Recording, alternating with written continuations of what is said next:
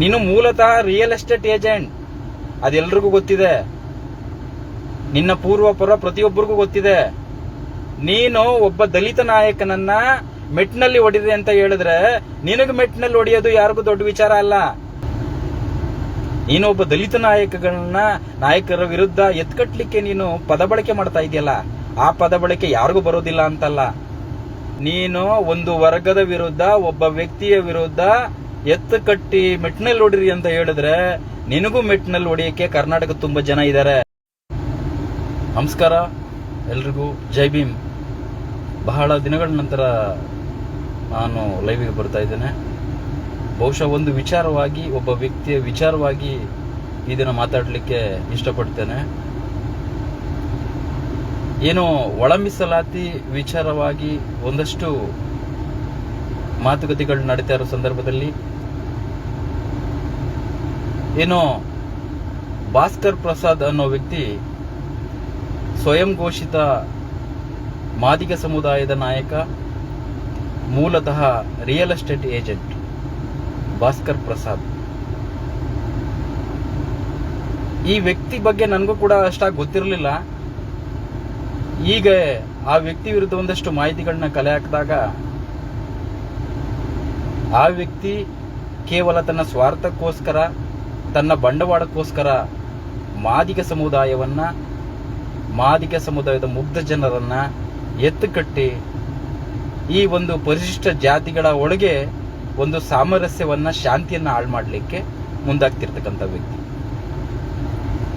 ನೋಡಿ, ಒಳ ಮೀಸಲಾತಿಗೆ ಹೋರಾಟ ಮಾಡ್ತಕ್ಕಂಥದ್ದು ಕಾನೂನುಬದ್ಧವಾಗಿರಬೇಕು. ಬಾಬಾ ಸಾಹೇಬರು ಕೊಟ್ಟಿರತಕ್ಕಂಥ ಸಂವಿಧಾನದಲ್ಲಿ ಕಾನೂನಿಗಿಂತ ದೊಡ್ಡವರು ಈ ದೇಶದಲ್ಲಿ ಯಾರೂ ಇಲ್ಲ.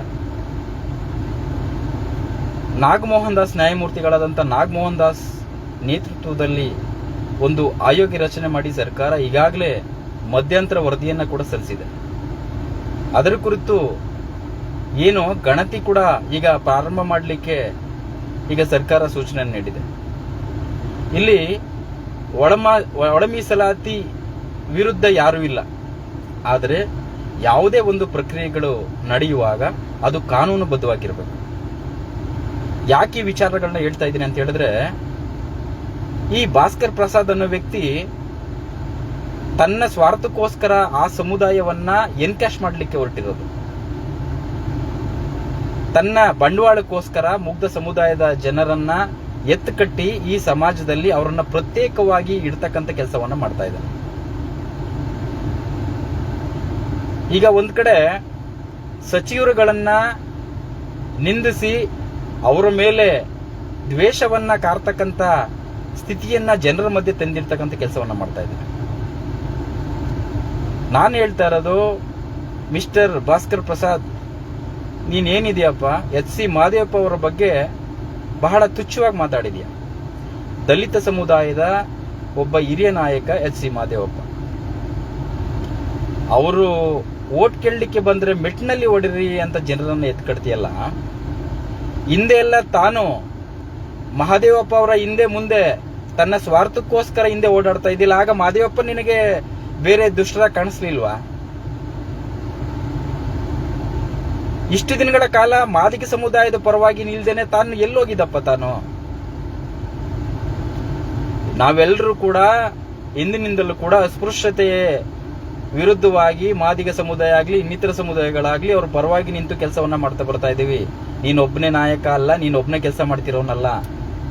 ನೀನು ನಿನ್ನ ಬಂಡವಾಳಕ್ಕೋಸ್ಕರ ಈ ದಿನ ಎಲ್ರನ್ನೂ ಎತ್ಕಡ್ತಾ ಇದೀಯ. ನೀನು ಮೂಲತಃ ರಿಯಲ್ ಎಸ್ಟೇಟ್ ಏಜೆಂಟ್, ಅದೆಲ್ರಿಗೂ ಗೊತ್ತಿದೆ.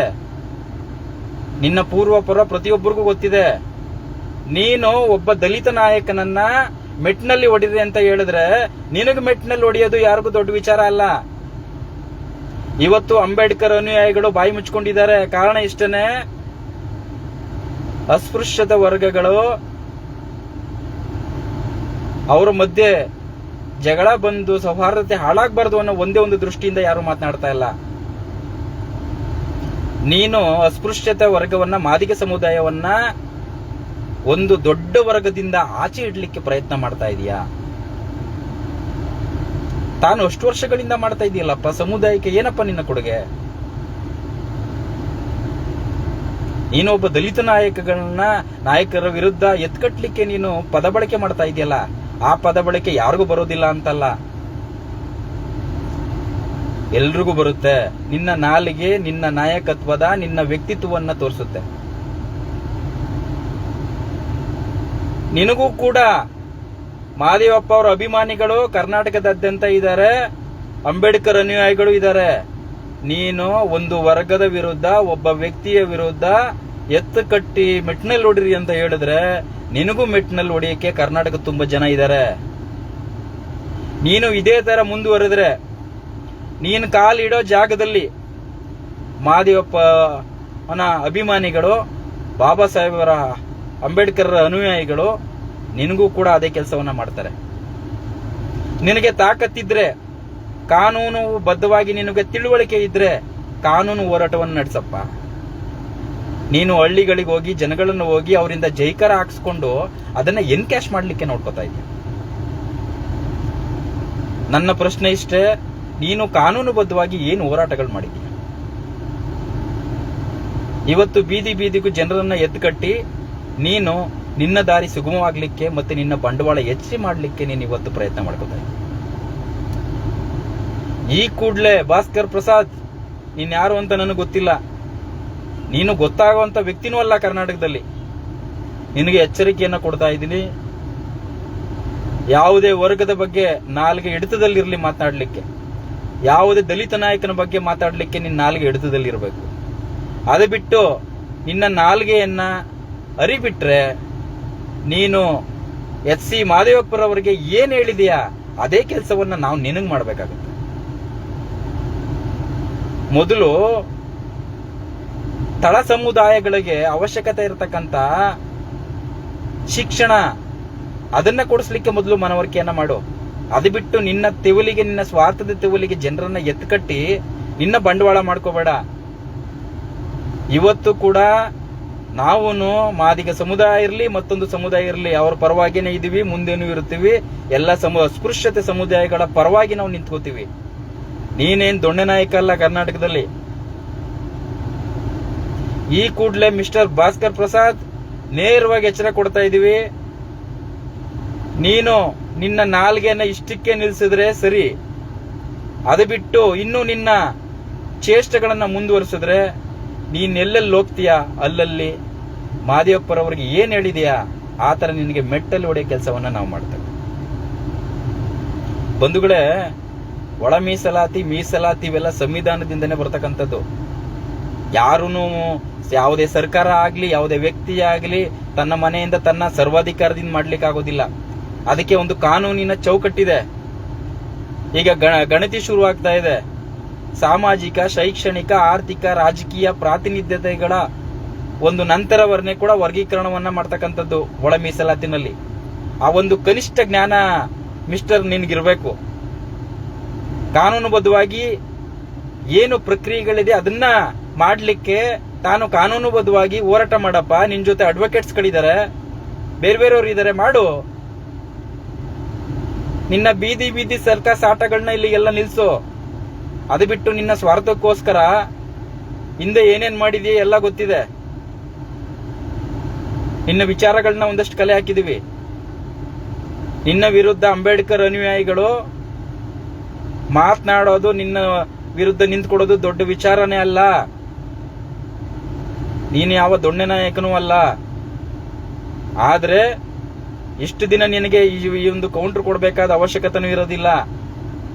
ಆದ್ರೆ ಪರಿಶಿಷ್ಟ ಜಾತಿ ಒಳಗಿನ ಸಮುದಾಯಗಳ ಮಧ್ಯೆ ಏನು ನೀನು ಶಾಂತಿ ಸೌಹಾರ್ದತೆನ ಹಾಳು ಮಾಡ್ಲಿಕ್ಕೆ ಹೊರಟಿದ್ಯಾ, ಇದಕ್ಕೆ ದಯಮಾಡಿ ಯಾವುದೇ ಸಮುದಾಯಗಳು ಬಲಿಯಾಗಬೇಡಿ. ಭಾಸ್ಕರ್ ಪ್ರಸಾದ್ ಅನ್ನೋನು ಒಬ್ಬ ಸ್ವಾರ್ಥಿ, ಕಪಟಿ. ಅವನು ರಿಯಲ್ ಎಸ್ಟೇಟ್ ಏಜೆಂಟ್ ಆಗಿ ಎಷ್ಟೋ ಜನಕ್ಕೆ ಮೋಸ ಮಾಡಿರೋನು. ಅಂತವನ್ನ ನಾಯಕ ಅಂತ ಯಾರು ಒಪ್ಕೊಳಕ್ ಆಗೋದಿಲ್ಲ. ಆದ್ರಿಂದ ಈ ಕೂಡಲೇ ಅಸ್ಪೃಶ್ಯತೆ ಸಮುದಾಯಗಳು, ಮಾದಿಗ ಸಮುದಾಯ ಆಗ್ಲಿ ಮತ್ತವ್ರು ಯಾರೇ ಆಗ್ಲಿ ಕೂಡ ತಮಗೆ ಸಿಗಬೇಕಾದಂತ ಪ್ರಾತಿನಿಧ್ಯಗಳು ಸಂವಿಧಾನಾತ್ಮಕವಾಗಿ ಬಾಬಾ ಸಾಹೇಬರು ಕೊಟ್ಟಿರ್ತಕ್ಕಂತ ಏನು ಕೊಡುಗೆಯಿಂದ ತಮ್ಮೆಲ್ರಿಗೂ ಸಿಕ್ಕೇ ಸಿಗುತ್ತೆ. ಇಂಥ ಸಣ್ಣ ಪುಟ್ಟ ಏನು ದೊಡ್ಡ ನಾಯಕರುಗಳಿಂದ ಯಾರಿಗೂ ಏನು ಸಿಗೋದಿಲ್ಲ. ಅವರ ಬೇಳೆಕಾಳು ಬೇಯಿಸ್ಕೊಳ್ಳಿಕ್ಕೆ ತಮ್ಮನ್ನ ಉಪಯೋಗಿಸ್ಕೊತಾ ಇದ್ದಾರೆ. ದಯಮಾಡಿ ಅಂತ ವ್ಯಕ್ತಿಗಳಿಗೆ ಯಾವುದೇ ತರ ಆಸ್ಪದ ಕೊಡದೇನೆ ಕಾನೂನುಬದ್ಧವಾಗಿ ಹೋರಾಟ ಮಾಡಬೇಕು ಅಂತ ನಾನು ತಿಳಿಸ್ತಾ ಇದ್ದೀನಿ. ಜೊತೆಗೆ ಮಿಸ್ಟರ್ ಭಾಸ್ಕರ್ ಪ್ರಸಾದ್, ನಿನ್ನ ಒಂದು ಕುಚೇಷ್ಟೆಗಳನ್ನ ಇಲ್ಲಿಗೆ ನಿಲ್ಲಿಸಲಿಲ್ಲ ಅಂತ ಹೇಳಿದ್ರೆ ನೀನಿರೋ ಜಾಗಕ್ಕೆ ಬಂದು ನೀನು ಮಾತಾಡ್ತಿರ್ತಕ್ಕಂಥ ವಿಚಾರಗಳನ್ನೇ ನಿನಗೆ ರಿವರ್ಸ್ ಕೊಡ್ತಂತ ತಾಕತ್ತು ನಮ್ಗಿದೆ, ಮಾಡೇ ಮಾಡ್ತೀವಿ. ಈ ಕೂಡಲೇ ಅದನ್ನೆಲ್ಲ ನಿಲ್ಲಿಸಬೇಕು ಅಂತ ಈ ಮೂಲಕ ನಿನಗೆ ಎಚ್ಚರಿಕೆಯನ್ನು ಕೊಡ್ತಾ ಇದ್ದೀವಿ. ಇದು ರೈಟ್ ನ್ಯೂಸ್.